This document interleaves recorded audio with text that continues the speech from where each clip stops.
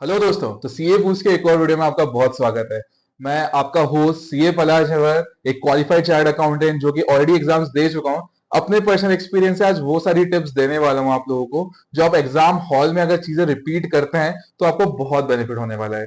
ये टिप्स इतनी ज्यादा इंपॉर्टेंट हो सकती है क्योंकि क्या छोटे छोटे नुआंसेस जो हम भूल जाते हैं जब हमारे एग्जाम देने जाते हैं, बट जैसे ही वो चीजें आपको क्लिक होगी ना वहां पे, तो आपको वो चीजें अपनी एफिशिएंसी बढ़ाने में हेल्प करेगी। इस वीडियो को लास्ट तक देखना कि लास्ट तक बहुत सारी टिप्स इन्वॉल्व है, तो आपसे कोई भी टिप छूटना चाहे तो चलिए इस वीडियो को शुरू करते हैं। मुझे अभी भी याद है जब मैं अपनी एग्जाम्स देने गया था, तो जब वो शुरू के 15 मिनट वाला टाइम मिलता है पेपर पढ़ने के लिए, तो उस टाइम पे ना हमें हड़बड़ी होती है कि हम फटाफट पेपर पढ़ ले बस कैसे भी। बट उस टाइम भी अगर हम कुछ थोड़ी बहुत चीजों का ध्यान रखें ना, तो उस 15 मिनट का बहुत अच्छे से यूज कर सकते हैं। जो मैंने अपने पर्सनल एक्सपीरियंस से समझा था, अगर उस 15 मिनट में आप अपना पूरा पेपर पढ़ने के बाद भी अगर आपके स्ट्रेंथ्स और वीकनेसेस वाले क्वेश्चंस को मार्क कर पाए ना, तो आपको अलग ही लेवल वाला कॉन्फिडेंस मिलता है। क्योंकि स्ट्रेंथ्स वाले क्वेश्चन को आप कम टाइम में पूरा अटेम्प्ट कर सकते हैं, वहीं वीकनेस पे आप थोड़ा और ध्यान देकर उस चीज को और बेटर लिख सकते हैं। आपके और भी बहुत सारा नॉलेज जो सब्जेक्ट के बारे में है, तो जो मैंने 15 मिनट में किया था, अगर आप भी इस चीज को रिपीट करना चाहेंगे तो शायद आपके लिए बहुत अच्छा हो जाएगा। कि क्या होता है ना, इसमें सिर्फ ये चीज नहीं होती कि मुझे क्या आता है क्या नहीं आता है, बट पूरा जो 3 घंटे आप उस पेपर को अटेम्प्ट करने वाले हो, उस अटेम्प्ट में भी आपको एक लेवल ऑफ कॉन्फिडेंस अलग मिलता है। हाँ, इसमें ये चीज हो सकती है कि बहुत सारी वीकनेसेस आपके क्वेश्चंस दिख रहे हो कि मैंने ये भी नहीं पढ़ा, मैंने ये भी नहीं पढ़ा, मैंने ये भी नहीं किया, बट उससे घबराना नहीं होता है। एक मैं छोटा सा पर्सनल एक्सपीरियंस वाली आपको टिप देना चाहूंगा। क्या होता है ना, जब शुरू के 15 मिनट में आप पढ़ोगे, आप इतना सारा पढ़ के आए हो, इतना सारा आपने 2-3 साल की पढ़ाई करी है, आप पे इतने प्रेशर्स रह चुके हैं, आपको 8 पेपर पूरे, मैं पहले पेपर की बात कर रहा हूँ, इवन आप ये 8वें पेपर में भी यूज कर सकते हैं। बट क्या होता है ना, इतना एक्सटर्नल प्रेशर आपके ऊपर होता है कि मुझे एनी हाउ ये सीए का पेपर क्लियर करना है, तो उस चीज में आपको वीकनेसेस आपकी बहुत ज्यादा पॉइंट आउट होगी। यार मुझे ये भी नहीं आता, मुझे ये भी नहीं आता, मैं इसको कैसे सॉल्व करूंगा। बट घबराने की जरूरत नहीं होती है। आप जैसे जैसे पेपर में आगे बढ़ेंगे ना, आपको लगेगा कि आप ऑलरेडी रिकॉल कर पा रहे हो उन सारी पढ़ी हुई चीजों को। फॉर्मूलाज हो गया, लॉ हो गया, सेक्शंस हो गए, बहुत सारी चीजें आप खुद ही समझ पा रहे हो, खुद ही रिकॉल कर पा रहे हो, एंड आप पेपर में इजीली उसे उतार पा रहे हो। तो यहाँ पे मेनली आपने जब स्ट्रेंथ और वीकनेस देख ली, तो स्ट्रेंथ वाले क्वेश्चंस को आप इजीली निपटा सकते हैं। वहीं पे जो वीकनेसेस वाले क्वेश्चन आएंगे, उस पे आपको ये ध्यान रखना पड़ेगा कि मैं इसमें क्या एक्स्ट्रा एफर्ट्स डाल सकता हूं, ताकि इन क्वेश्चंस में भी एटलीस्ट 50 to 60% अचीव कर पाऊं, उसमें ले पाऊं। तो ये स्ट्रेंथ से वीकनेस वाला ना, मैंने मेरे भी करा था, मैंने अपने दोस्तों को भी बताया था, उन लोगों को बहुत अच्छा लगा था, और लिटरली उनको जो उन्हें आगे के अटेम्प्ट्स दिए थे उसमें उनको बहुत हेल्प मिली, एंड दे आर मतलब अच्छे से सीए क्लियर कर पाए, and they are doing good in their life. अब चलते हैं हम जो 15 मिनट के बाद हम पेपर लिखना स्टार्ट करते हैं।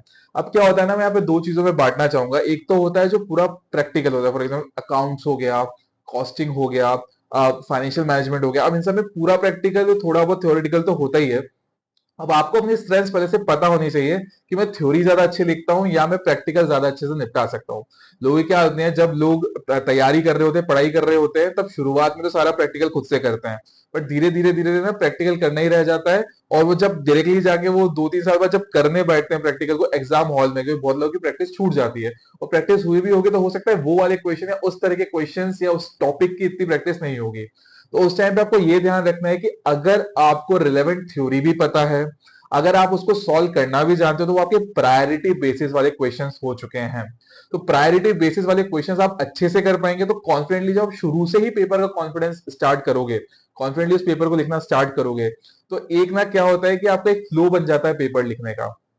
उस टाइम पे आप बहुत अच्छे से पेपर लिख पाते हो। तो शुरू के अगर 2-3 क्वेश्चन से आप बहुत अच्छे से कर पाए ना, तो बाद में आपको ये कॉन्फिडेंस तो आ ही जाएगा कि मैं इतना पेपर तो बहुत अच्छे से लिख चुका हूँ, अब मेरा बचा हुआ पेपर भी मैं जो मेरा एक्स्ट्रा नॉलेज है, या अगर मुझे उस पर्टिकुलर टॉपिक के बारे में इतना नहीं पता लेकिन उसके इर्द गिर्द वाले टॉपिक के बारे में जानता हूँ, and I can provide some of my views on that particular thing, तो वो बहुत अच्छा हो जाता है। हाँ, एक और चीज जो मैं बताना भूल गया कि पहले ना 15 मिनट में ये जरूर देख लीजिए कि सारे क्वेश्चंस आप पढ़ चुके हो। होता क्या है ना कि कभी कभार जल्दी जल्दी में कोई क्वेश्चन मिस हो जाता है, कोई क्वेश्चन हम पूरा नहीं पढ़ते हैं, 15 मिनट हमें बहुत कम लगते हैं, बट ऐसा नहीं होता है। क्वेश्चन पढ़ने का भी तरीका होता है। जो आपको टॉपिक दिख रहा है कि यार ये तो मैंने पढ़ रखा था, तो उन क्वेश्चंस को फटाफट पढ़ के ना उसको स्ट्रेंथ मार्क करना बहुत बेस्ट हो जाता है, ताकि उनको वापस से ना पढ़ना पड़े।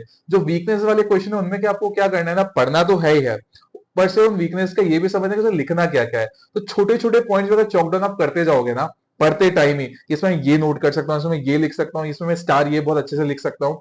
तो जब आप पेपर लिखेंगे, जब सॉल्व करेंगे, तो आपको बहुत इजीली वो पेपर सॉल्व कर पाएंगे। अब इसमें एक और चीज मैं बताना चाहूंगा कि अगर कोई क्वेश्चन में थ्योरी और प्रैक्टिकल दोनों इन्वॉल्व है, तो कोशिश ये करिए कि थ्योरी अच्छे से लिखने के बाद ही प्रैक्टिकल के बारे में सोचिए। इंसान करता क्या है ना, थ्योरी लिख रहा है, दिमाग में प्रैक्टिकल चल रहा है, प्रैक्टिकल कर रहा है, दिमाग में थ्योरी चल रहा है, फिर वो मतलब 100% नहीं दे पाते उसको लिखने में। तो आप अगर थ्योरी लिखना है तो उसको लिखिए, उसके बाद एक प्रॉपर प्रैक्टिकल करिए। आपको अगर अकाउंट्स बनाने हैं, आपको फॉर्मूले बेस पे कुछ सॉल्व करना है, तो फॉर्मूला बहुत अच्छे से लिखिए। आपको पता है स्टेप मार्किंग होती है सीए एग्जामिनेशन में, तो आप जितना स्टेप पूरा जानते हैं ना, अगर उसको आप 100% नहीं लिख पाए और आप जल्दी जल्दी भाग रहे हैं सिर्फ आपको क्योंकि पेपर कंप्लीट करना है, तो उससे क्या होगा, जो आपको आता था उसके मार्क्स भी आपको 60-70% ही रह गए, और जो नहीं आता, जो आपके वीकनेस है, उसको भी आप पूरे 100% नहीं ले पाएंगे। ऑन एन एवरेज चीजें नहीं बैठ पाती है। तो आप जो आपको आता है अच्छे से, उसको स्टेप वाइज पूरा लिखिए, अपना 100% पहले अपनी स्ट्रेंथ पे दीजिए, उसके बाद अपने वीकनेस वाले क्वेश्चन पे आप जा सकते हैं। अब कभी कभार क्या होता है ना, इंसान को अपने थ्योरी पे तो बहुत कॉन्फिडेंस है, प्रैक्टिकल पे कॉन्फिडेंस नहीं होता है। तो उन केस में क्या होता है, अगर प्रैक्टिकल को उस पर्टिकुलर टॉपिक के नहीं इतना कॉन्फिडेंस है, उसके इर्द गिर्द जो आपको पता है, फॉर एग्जाम्पल आपको अगर कोई उसके बारे में फॉर्मुलेस पता है, ओपिनियंस पता है, या उसको कैसे सॉल्व किया जा सकता है, या आधा अधूरा भी आपको पता है, तो उसको लेकिन लिख के जरूर आइए कि आपने उसको कैसे सॉल्व करा है, कहां तक उसको आप पहुंचे हो, ताकि सामने वाले को ये तो लग पाए कि एटलीस्ट उसको इतना तो आता था, उसके बाद वाली चीज में शायद कुछ कंफ्यूजन रह गया है, तो आपको उस पर्टिकुलर उतने तो आपको मार्क्स अच्छे से मिल ही पाएंगे। अगर आपने अभी तक भी पुराने सैंपल पेपर्स नहीं देखे हैं, पुराने सैंपल पेपर सॉल्व नहीं करे हैं, उनके आंसर्स नहीं देखे, तो मैं अभी भी बोलूंगा जाके पहले आंसर्स देख लेना। एग्जाम के एक दिन पहले भी अगर आपको टाइम मिले 10-15 मिनट का, तो सबसे पहले सैंपल पेपर निकाल के उसे क्या आंसर रह चुके हैं, अगर आपके पास कोई आंसर शीट से किसी की देखी हुई है कि मार्क्स कैसे मिलते हैं ना, उससे एक चीज आपके दिमाग में मतलब इम्प्लांट हो जाएगी कि कैसे मुझे आंसर्स देना है और कैसे कैसे मार्क्स मिलते हैं। अगर वो होती है ना स्टोरी, जो मतलब एक इंसान पेड़ को काटे जा रहा है, काटे जा रहा है, काटे जा रहा है, काटे जा रहा है, पर वो पेड़ कट नहीं रहा है। दूसरा आता है और वो अपने जो एक्स है, जिस कुल्हाड़ी से वो काटता है, उसको पहले अच्छे से शार्प करता है और फटाफट काट के अपना जो भी उसको चाहिए होता है ले जाता है। तो ये वही वाली चीज हो जाती है, आपने पढ़ पूरा लिया है, मेहनत पूरी कर ली है, लेकिन जहां आपको लिखना है, जहां बताना है सामने वाले को, जो आपको नहीं जानता है कि मैं एज अ सीए बनने रेडी हूँ, मैं बहुत अच्छे से सीए वाला जॉब या सीए वाला प्रैक्टिस कर सकता हूँ, बट अगर आप उसको उतार नहीं पाएंगे ना, या उसके दिमाग में कैसा है कि क्या एक स्कीमा होना चाहिए आंसर देने की, तो वो आप जरूर देख के जाएं। एक बार दिमाग में इम्प्लांट हो जाएगा ना एक दिन पहले, तो आपको और इजीली चीजें हो पाएगी। जब आप एग्जाम के स्टार्टिंग ही करते हैं, तो जरूरी बात ये आपको ध्यान रखनी है कि शुरू के आधा पौना घंटा एक ही क्वेश्चन को करने में नहीं बिता देना है। खासकर मैं जब पहले अकाउंट्स पेपर की बात करूंगा, तो क्या होता है, क्वेश्चन बड़ा होता है या दो पार्ट में भी होगा, तो हम उसमें लग जाते हैं कि हमको ये पूरा सॉल्व करना है, उसके बाद ही आगे बढ़ेंगे। ऐसा नहीं करना है। आपको डेडिकेटेडली जो आपने टाइम सोचा हुआ है at the time of solving the paper, जब आप तैयारी कर रहे थे, आपको वैसे ही पेपर्स लिखने हैं। अगर थोड़ा भी ऊपर नीचे टाइम होता है ना एक आधी दो क्वेश्चन में, तो बाकी के सारे जो आते हुए भी आपको जल्दी जल्दी लिखने पड़ेंगे, और उसमें भी आपके मार्क्स में ना वो 60-70% वाला ही मामला रह जाएगा। तो कोशिश ये करनी है कि मेरे को जितना टाइम आपने अलॉट किया हुआ है कि ऐसे ऐसे क्वेश्चंस को मैं ऐसे ऐसे सॉल्व करूंगा, ये पर्सनल डिपेंडेंसी हो सकती है कि मुझे थ्योरी में कम टाइम लगता है, मुझे प्रैक्टिकल में कम टाइम लगता है, मैं प्रैक्टिकल ज्यादा जल्दी कर सकता हूँ, मुझे थ्योरी में लिखने में टाइम लगता है। उस बेसिस पे आप डिफाइन करके जाइए कि मैं किस सेक्शन को कैसे कैसे कंप्लीट करूंगा, या जो भी क्वेश्चंस आ रहे हैं उनको मैं कैसे करना चाह रहा हूँ, कितने कितने टाइम में करना चाह रहा हूँ, ताकि वहां पे जाके इसमें आपको दिमाग ना खराब करना पड़े, यार अब इसमें तो बहुत टाइम लग गया, अब ये वाला तो मुझे आता था लेकिन मुझे छोड़ना पड़ेगा, मेरा पेपर पूरा नहीं हुआ। इससे एक और बात और याद रखना, पेपर पूरा करना लिटरली इंपॉर्टेंट है। होता है क्या है ना कि आप जो अच्छे से कर रहे हैं उसमें आपको यूं भी फुल मार्क्स ज्यादा तो नहीं मिल सकते ना। आपको अगर वो एक्स्ट्रा जो ब्राउनी मार्क्स आपको चाहिए, जो आप शायद पेपर पूरे करने से जो आपको नहीं भी आता था, लेकिन उसमें भी आप कुछ लिख के आए हैं, जो आपके जो चेकर उसको रिलेवेंट लग रहा है, अगर कुछ रिलेवेंट लिख के आए हैं उस चीज में, तो उसके भी आपको मार्क्स मिलेंगे, and that will be the brownie points. जो आता है उसमें तो उतने ही मार्क्स मिलने जितने मिल सकते हैं, बट आप you have to go for that brownie points. और अगर वो आप स्ट्राइव कर पाते हैं, तो आपका ओवरऑल स्कोर बहुत बहुत अच्छा हो जाता है। एक और चीज मैं बोलूंगा, एग्जाम से आने के बाद अगले पेपर की तैयारी में लग जाना, वो पुराने पेपर को भूल जाना। हर पेपर इंडिविजुअल है, ऑल्दो मार्क्स टोटलिटी बेसिस पे भी लाने पड़ते हैं, एग्रीगेट मार्क्स जरूरी है, बट आप डिटैच नहीं होंगे जब तक पुराने पेपर से नए पेपर को 100% नहीं दे पाएंगे, and that will be the injustice to the coming paper. Detach हो जाइए। अगर आप दोनों ग्रुप दे रहे हैं तो R2 पेपर को ऐसा समझिए कि एक के बाद एक ग्रुप वाइज मत समझिए। पहली बात तो अगर आप एक ग्रुप दे रहे हैं तो चार में भी डिटैच होके दीजिए कि मुझे इसके बाद इसका सब इंडिविजुअल एग्जामिनेशन हैं। एक का खराब हुआ दूसरे पे नहीं निकालना है, एक का अच्छा हुआ दूसरे को ओवर कॉन्फिडेंट पेपर में नहीं होके जाना है।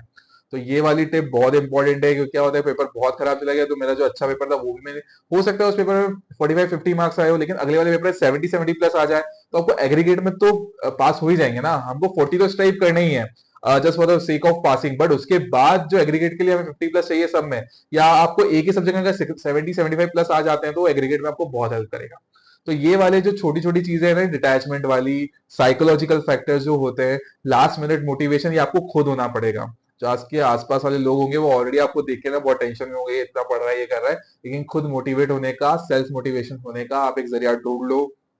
टाइम वेस्ट नहीं करना है, आते से ही अगली पढ़ाई में लग जाना है। बिल्कुल भी टाइम को फॉर ग्रांटेड नहीं लेना है। थोड़े टाइम के लिए खाना पीना सब छोड़ दीजिए, फोकस करिए एग्जामिनेशंस पे। 7-8 दिन अगर कम भी खाएंगे तो कोई प्रॉब्लम नहीं हो जाएगी। तो ये मेरे कुछ पर्सनल एक्सपीरियंस है, मैंने सोचा आपसे शेयर करूं। अगर आपको वीडियो अच्छा लगा हो तो अपने उन दोस्तों के साथ भी शेयर करिए जो लिटरली एग्जाम दे रहे हैं और बहुत प्रेशर में है, और वो लास्ट में जाके कुछ गलती ना कर दे, तो ये वीडियो उनके लिए हेल्पफुल हो सकता है। मैं फिर एक नया वीडियो लेके आने वाला हूँ, फटाफट से इसको सब्सक्राइब कर दीजिए, पेपर आने को है। And this kind of videos will help you a lot. तो सब्सक्राइब सीए बूस्ट, हम मिलते हैं अगली वीडियो में। धन्यवाद।